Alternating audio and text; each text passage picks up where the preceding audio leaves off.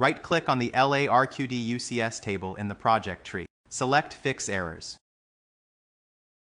You can see that we have no errors in the LA RQD UCS table, but we have one error and one invalid values handling warning. We can see that we have a No Samples for Caller warning. Click on the arrow to expand the No Samples for Caller warning.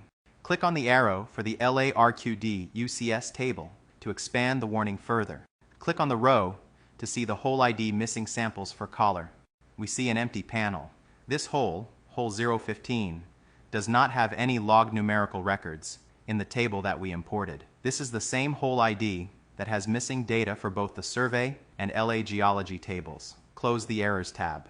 Double-click the caller table in the project tree.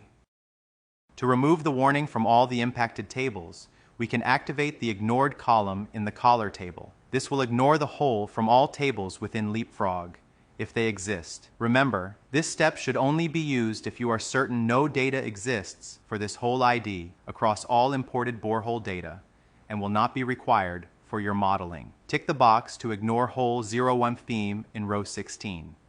Click Save to save your changes and remove the no samples for caller warning from your survey, LA Geology, and LA RQD UCS tables. Close the Errors tab. You can now see the warning has been removed from the survey, LA Geology, and LA RQD UCS tables. Steps completed.